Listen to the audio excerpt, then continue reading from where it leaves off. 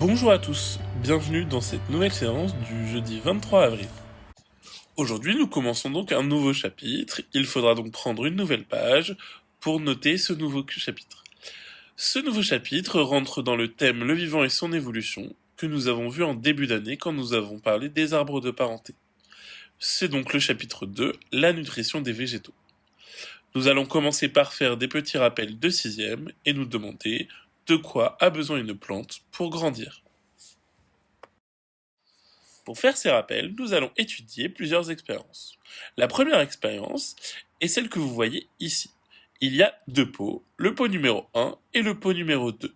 Comme dans chaque expérience, il y a un témoin, c'est le pot numéro 1, et il y a un test, c'est le pot numéro 2.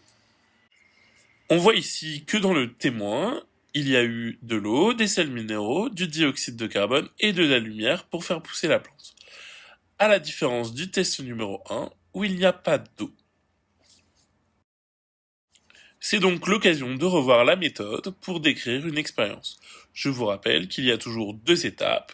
Une étape où on dit ce que l'on observe et une étape où l'on en déduit des choses. Ici c'est assez simple, on observe que la plante avec de l'eau pousse alors que la plante sans eau ne pousse pas et fane. On en déduit donc que la plante a besoin d'eau pour grandir. Nous allons maintenant étudier une nouvelle expérience, toujours un témoin et un test. Cette fois-ci, dans ce test, la plante n'a pas eu de lumière. Toujours les deux étapes, on observe et on en déduit.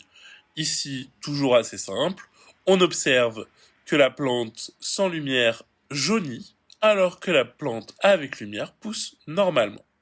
On peut donc en déduire que la plante a besoin de lumière pour grandir. Troisième expérience, toujours le même témoin, et le test numéro 3, cette fois-ci, nous n'avons pas mis de sels minéraux à cette plante. On observe donc que sans sels minéraux, cette plante pousse peu, alors que la plante témoin pousse normalement avec des sels minéraux. On en déduit donc que la plante a besoin de sels minéraux pour grandir. Et enfin, dernière expérience, cette fois-ci, dans le test numéro 4, nous n'avons pas mis de dioxyde de carbone. Je vous rappelle que le dioxyde de carbone est un gaz présent dans l'air, qu'on appelle également CO2. On observe donc que la plante sans CO2 fane, alors que la plante avec CO2 pousse normalement. On en déduit donc que la plante a besoin de CO2 pour grandir.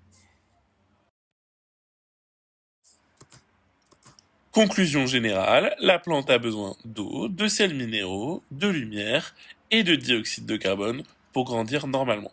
Je vous rappelle que tout ça est présent aussi sur le diapo pour avoir le temps de copier ou vous pouvez tout simplement faire pause.